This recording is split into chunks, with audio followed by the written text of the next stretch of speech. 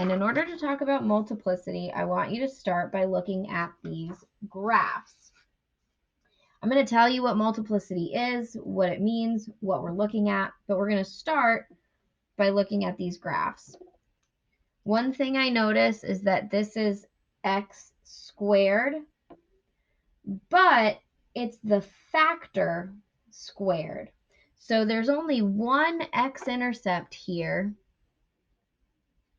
and it looks like it's kind of a rebound. The graph comes down, hits 3, and turns around and goes back out again. And over here, I have the same thing. I have x minus 3 squared, and at that point, x equals 3, which is my x-intercept there, it comes down and turns around and goes back out again.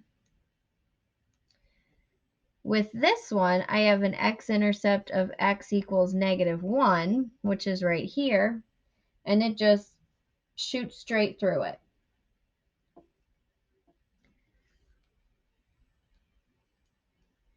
So let's keep going. Let's see if maybe we have anything to it, if that holds any weight. Now here I have x equals 3 as another x-intercept, the same one. Now my degree for this factor is cubed. So really this is a cubic function. So my leading coefficient would be x to the third. So I know that these have to go in opposite directions. But if we look at what happens at my x-intercept, it comes up to it and it does a little curve and then keeps going.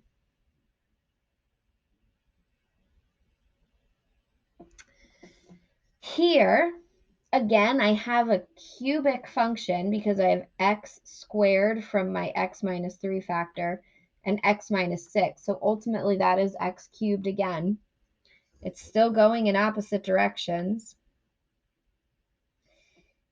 At the x equals 3 factor here, the one that's squared, it's doing that rebound thing again. And at x equals 6, it's just zooming straight through. Hopefully with the way I was just explaining what I was noticing, it will help us with multiplicity.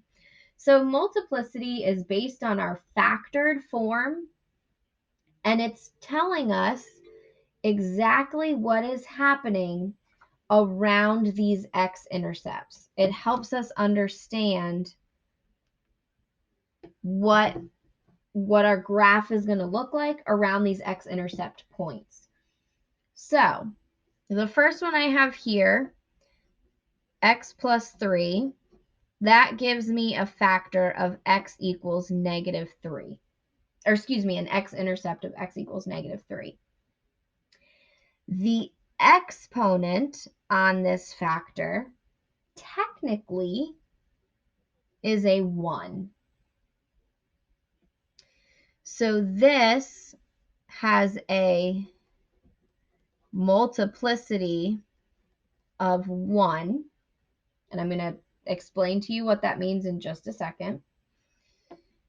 So since the exponent is 1, the way that we would see this graph approaching x equals -3 is going to mimic a linear function. It's going to go straight through just like a line. So if you look here at x equals -3, you'll notice this is going through that point straight through in the shape of a line.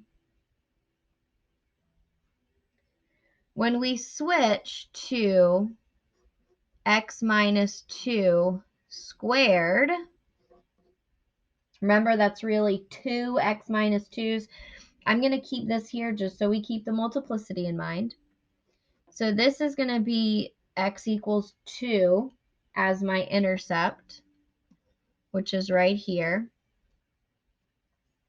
This has a multiplicity, oops, I can spell, I swear, of 2. And since the exponent is a 2, this is going to mimic a quadratic when we approach that x-intercept, meaning it's going to mimic the shape of a parabola. It's going to come to that point and bounce back up. So I'm showing you here in the blue the shape of that graph just so you get a better idea of what I'm talking about. The last one, I have x plus 1 cubed, which means my x-intercept would be at -1. That has a multiplicity of 3. So that means we're going to mimic a cubic function. And a cubic function is the one that looks like the funky squiggle. So if you look here at -1, we're coming up and then going through with that cubic squiggle. Quadratic is going to mimic a parabola, and linear is going to mimic a line. So we're going to take everything we've just talked about, multiplicity and end behavior, and we are going to put that together into a couple examples. The first thing I'm going to do is find my x-intercepts and do my end behavior statement based on the degree. Then I'm going to talk about multiplicity and use that to help me sketch my graph. And then I'm going to let you on your own double check to make sure that what you see in Desmos matches what we get. So the first thing I'm going to do is x-intercepts. This first factor here is going to give me x equals -2. So I'm going to put that on my graph. The second one is going to give me x equals +2. And the third one is going to give me x equals 8. So if we're looking at this in terms of the degree and end behavior, this is going to have a leading coefficient because I have x times x times x. So this is a degree of 3. I have a positive a value.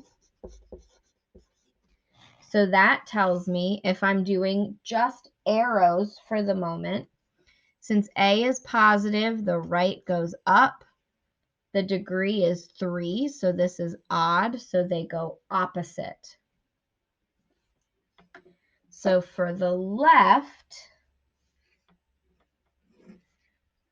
that's going to be over here where x is negative. So as x goes to -infinity,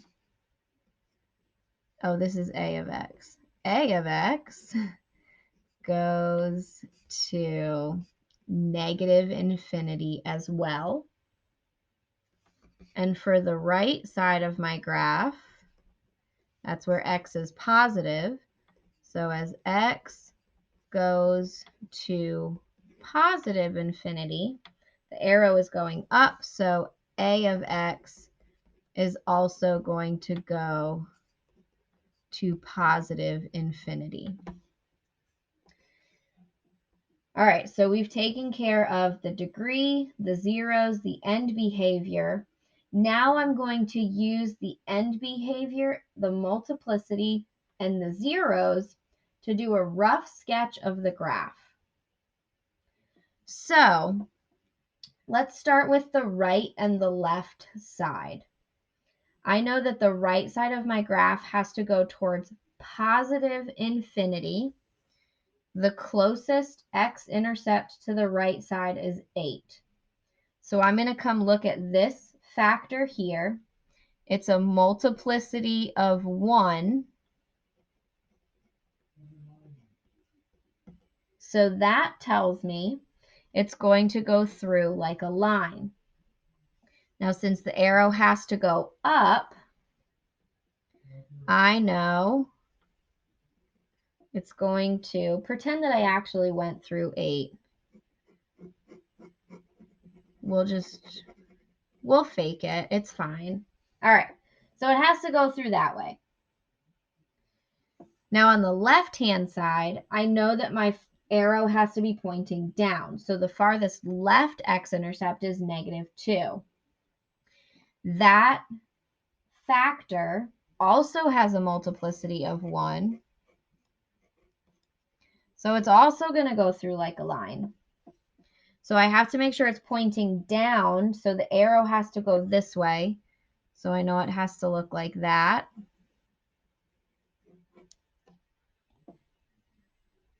And right now, we're not caring about the y-intercept at this point. We're just going to try to get a general shape of the graph. So the only x-intercept I haven't looked at yet is +2, which has a multiplicity of 1 as well, which means it's also going to go through like a line. Now, I have to figure out if the line's going this way or if the line is going to go this way. I know that ultimately, since this has a degree of 3, it's a cubic function, so it has to mimic this shape. So I've gone up on the other side. I gotta go down through this one and then connect these and make the loops and pretend like my graph sketching skills are acceptable. Let's see. I want to do one more, maybe 2 more with you. I got to pick some good ones. All right, so we're going to do b of x next. So we're going to do the exact same thing we did before. I'm going to start with the zeros. I'm going to look at the end behavior. I'm going to write my end behavior statements. I'm going to look at multiplicity, and then I'm going to sketch my graph. So here, this first factor is going to be x equals -2. This second factor is going to give me x equals +2. So I'm going to put those on my graph. Now let's think degree. I have x times x that's getting squared. So I have x squared times x, which is going to give me x cubed. So again, I have a cubic. And our a value in this case is negative. That means the right side is going down. So this is going to look the opposite in terms of end behavior as the last one did. So our left side, as x goes to -infinity, and I'm going to be lazy and I'm going to use an arrow, even though you could do it in words. This is b of x, not a of x.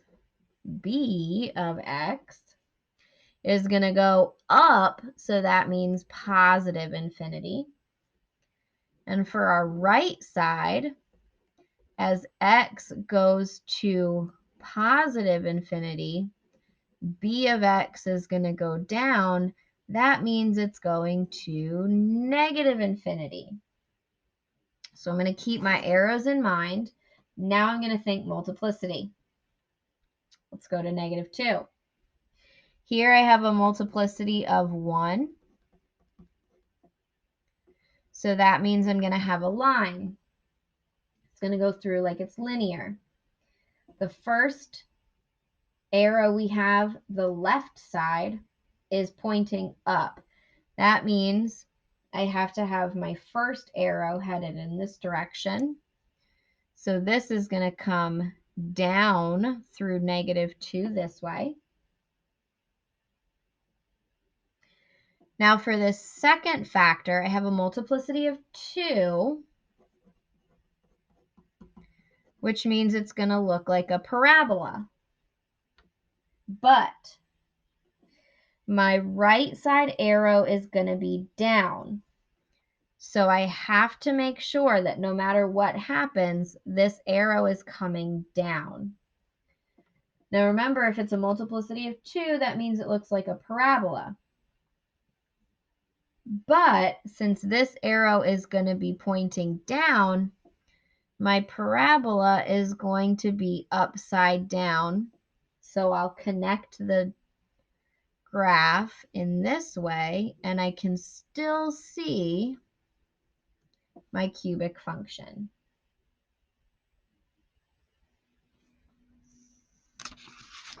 And now we're going to skip to the last one. We're going to skip to f of x. So now I have a cubed, a linear, and a squared. So this first one I'm going to have at x equals 0. The second one is going to be at x equals -4. And the third one is going to be at x equals 3, which is in between. So there are my 3 x-intercepts. My degree, I have cubed times another one would be to the 4th times 2 more would be to the 6th. So 3, 4, 5, 6 x's. So our degree is 6. I'm getting yelled at to plug in my computer. So our degree is 6.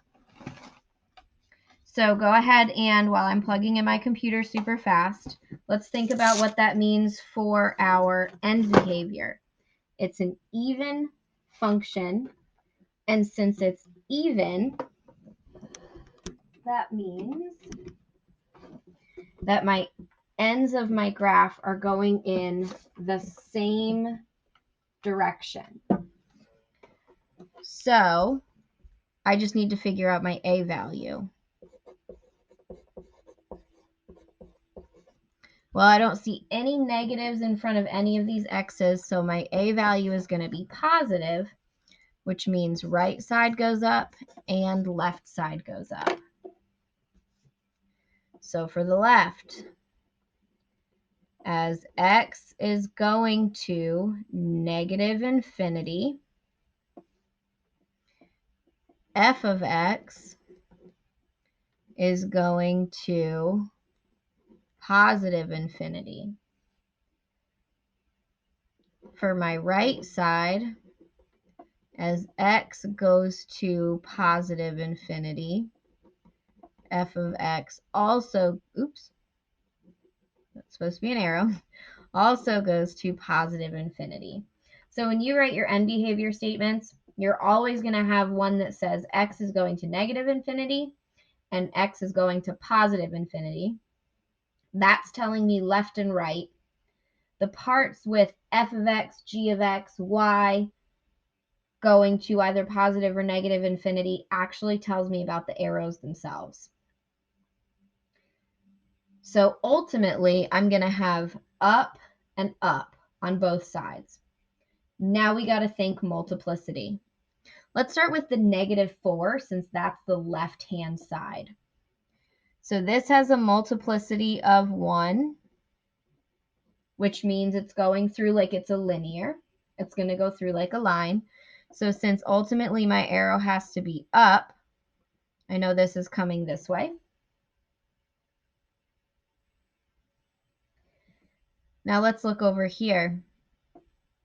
For 3, I have a multiplicity of 2. It's going to look like a quadratic.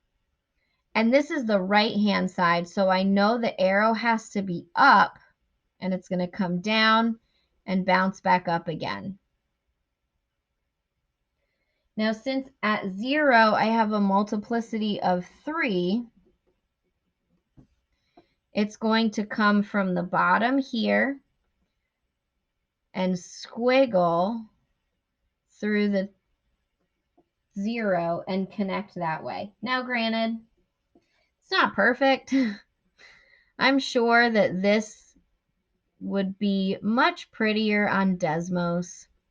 And if you'd like to have an actual good graphical representation, you could check out Desmos. But the thing to remember is make sure that you make your multiplicities of 3 look like the cubic squiggle and your multiplicities of 1 look like a line. I know it's a little bit hard to see in my wonky picture, but that's the basics of how to use end behavior, degree, and multiplicity to rough sketch your polynomial graph.